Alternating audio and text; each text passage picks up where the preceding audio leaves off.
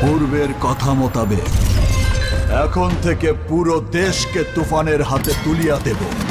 সে যা চাইবে পাইবে, যা করিতে চাইবে করিবে। তাহাকে কোনো কিছুতেই বাধা দেয়ার এখতিয়ার কেউ রাখিতে পারিবে না।